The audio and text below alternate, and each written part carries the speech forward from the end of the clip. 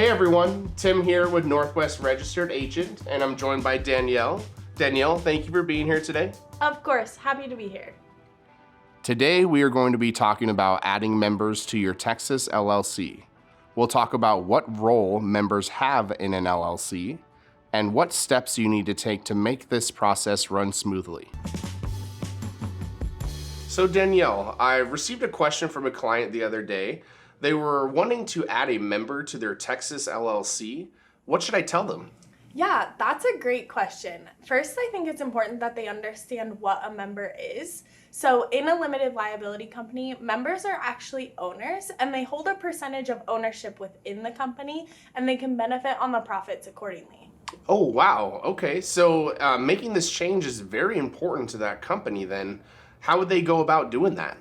It's a two-step process. So first they'd start internally and then they would work with the state directly. For the internal process, that's totally going to vary based on the company and their internal procedures. They would want to consult their operating agreement.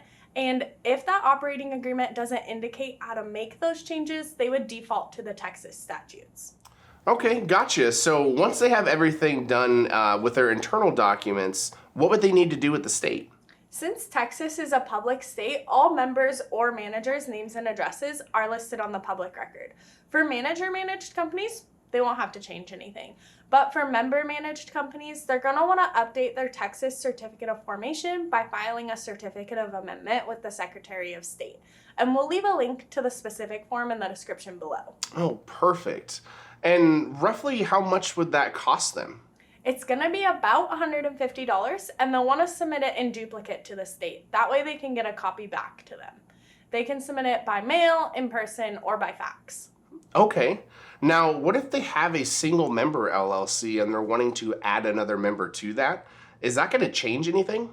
That's a great question. It is likely going to change how they report their taxes to the IRS. If they already have an EIN, they definitely want to get in touch with the IRS to get that updated.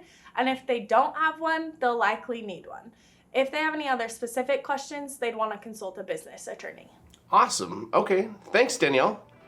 So today we learned that a member of an LLC is the same thing as an owner. We also learned that to add members in Texas, you will need to consult your operating agreement as well as update your Texas Certificate of Formation if your LLC is member managed. To do this, you will need to file a Texas Certificate of Amendment with the Texas Secretary of State. This filing costs about $150 and must be submitted in duplicate by mail, in person, or by fax. Thank you so much for answering all of our questions and being here today, Danielle. Of course. Thanks for having me. Absolutely. If you have any questions, leave them in the comments. State paperwork is hard. We can help. If you found this video helpful, give it a like. We picked out 2 other videos you might find useful. You need tools to build something big. Subscribe now.